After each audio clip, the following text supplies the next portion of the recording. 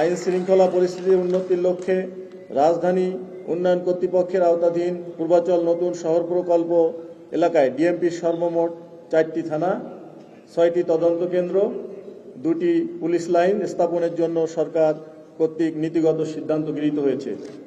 এছাড়াও 3টি DC office স্থাপনের কার্যক্রম চলমান রয়েছে।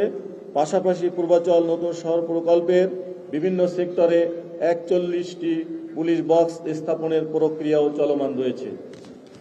সম্মানিত উপস্থিতি, পূর্বাচল আবাসিক প্রকল্পের নিরাপত্তা ও আইন শৃঙ্খলাকে গুরুত্ব দিয়ে স্বরাষ্ট্র মন্ত্রণালয় থানাসমূহ ও তদন্ত কেন্দ্র স্থাপনের প্রশাসনিক অনুমোদন দেয়। তৎপরবর্তীতে রাজুক পর্যায়ক্রমে বাংলাদেশ পুলিশের অনুকূলে 29.21 একর জমি বরাদ্দ দেওয়ার সিদ্ধান্ত দেয়, যার মধ্যে 18.63 একর জমির দলিল রেজিস্ট্রেশন ইতিমধ্যে সম্পন্ন হয়েছে। বাকি জমির রেজিস্ট্রেশন প্রক্রিয়াধীন আছে। আগামীতে পূর্বাচল নতুন শহর প্রকল্প ডিএমপির অধীনে আনয়ন করে এখানে ডিএমপির অন্যান্য বিভাগের মতো একটি স্বতন্ত্র বিভাগ সৃষ্টি করে একজন অতিরিক্ত পুলিশ কমিশনারের তত্ত্বাবধানে আইন শৃঙ্খলা নিয়ন্ত্রণের কার্যক্রম পরিচালিত হবে। পূর্বাচল নতুন শহর প্রকল্পের জন্য পুলিশের প্রায় 6,524 জন জনবল সৃষ্টির প্রস্তাব বিবেচনায় রাখা হয়েছে। পূর্বাচলে রাজুকের মেকানিক্যাল স্টকইয়ার্ডে বরকাউ পুলিশ ক্যাম্পের শুভ উদ্বোধন পূর্বাচলকে কেন্দ্র করে বর্তমান সরকারের সুদূর প্রসারী চিন্তাভাবনার পরিচয় বহন করে। এর মাধ্যমে মেগাসিটি ঢাকার আয়তন ও কলেবর যেমন বাড়বে, তেমনি নাগরিক সুযোগ সুবিধা সহ আইন শৃঙ্খলা পরিস্থিতিও একটি সুসংগঠিত কাঠামো পাবে, যার ফলশ্রুতিতে নগরায়ন ও অর্থনৈতিক প্রবৃদ্ধি বৃদ্ধিতে ভূমিকা রাখবে।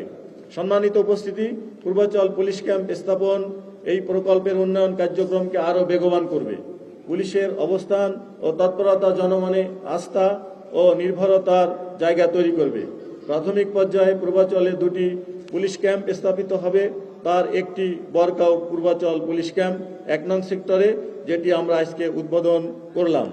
অন্যটি প্রস্তাবিত পশি থানা এলাকায় পশি পুলিশ ক্যাম্প, যার নির্মাণ কাজ চলমান রয়েছে। ইনশাল্লাহ আগামী 2 মাসের ভিতরে আমরা সেই ক্যাম্পটি উদ্বোধন করতে সক্ষম হব। ক্রমান্বয়ে অন্যান্য থানা ও তদন্ত কেন্দ্র স্থাপিত হবে। পরিশেষে বলতে চাই, পূর্বাচল শহর প্রকল্প প্রকৃত অর্থেই হবে নতুন ঢাকা। জনকীর্ণতার কারণে স্থান সংকটে থাকা ঢাকা শহর এবার বিস্তার পাবে পূর্বাচল অবধি। পরিকল্পিত নগরায়ন বাস্তব রূপ পাবে। আমি ডিএমপির কমিশনার মহোদয়কে আন্তরিক ধন্যবাদ দিতে চাই সরকারের এই সিদ্ধান্ত অতি দ্রুততার সাথে সুচারুরূপে সম্পন্ন করার জন্য।